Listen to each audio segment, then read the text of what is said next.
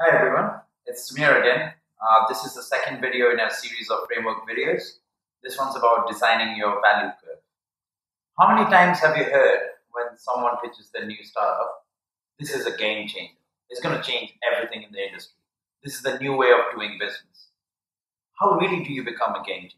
How do you really create new market spaces?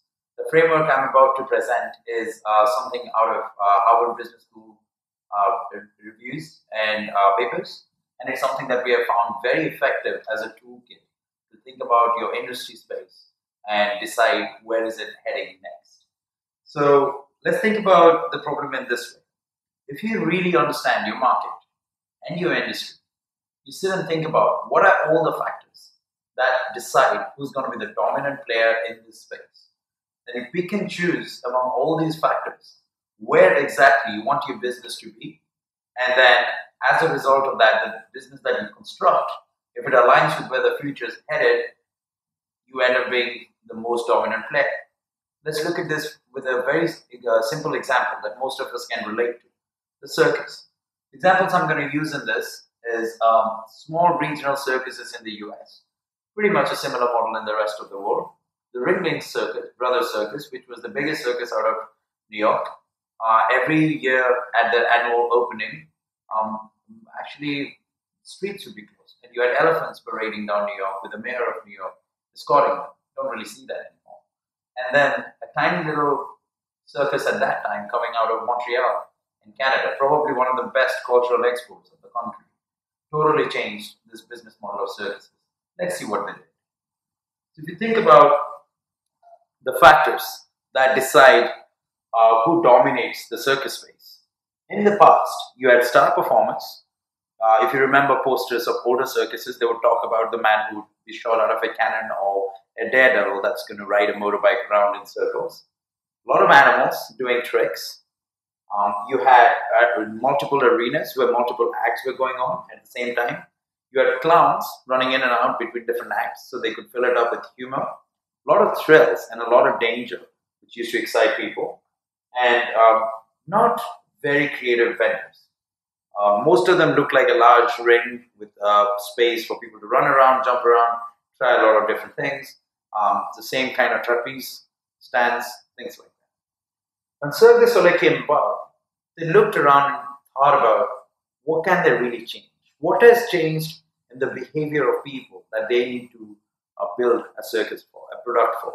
If you think about older circuses, most of them were for kids, and parents used to take kids with them to the circus. But the circuses were never for adults. So as a result of which, your paying customer was not your main user. Cirque du Soleil totally changed that. First of all, it figured out that in our society, we were increasingly becoming more intolerant towards use of animals for commercial purposes, especially in circuses. So what they did was they decided there were certain factors that they didn't need at all, and they eliminated. They eliminated star performers who are a heavy cost to doing business. They got rid of animals. There are no animals in any Cirque du Soleil performance. And they didn't have multiple arenas. They just had one arena to focus on. Then they thought about the things that are more or less needed and they need to keep it at the industry standard, which was the sense of humor and the amount of thrill. They tried to match the industry but not exceed in that because they didn't see any competitive advantage in, in increasing that from the industry. So they maintained humor and thrills and thought about what can we erase. They realized that every circus was so generic, it didn't create any memorable experiences of the venue.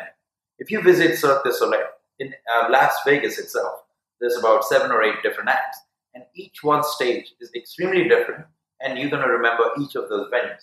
So they raised unique venues. Now here comes the clincher. They also realized that the behavior of the crowd, the market had really changed, and they wanted to design circuses for adults. So they started putting a theme, a story around it. They made the viewing experience a lot more refined, where you could be sitting with champagne or more gourmet food that obviously had higher margins than popcorn and Coke.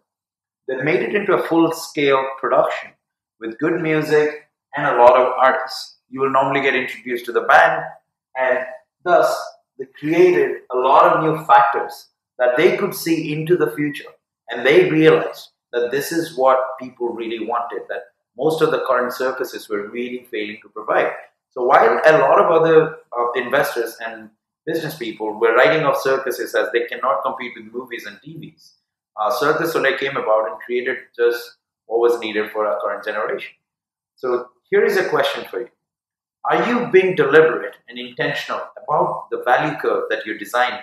Have you identified the factors that are going to make you successful in your industry? Can you project forward what has changed in your underlying market and the behavior and buying tendencies of your users to decide what should you reduce or eliminate, what should you maintain, and what are the new competitive factors that you should create to dominate the space you're looking at? Design your value curve, be deliberate about it. Have a great day.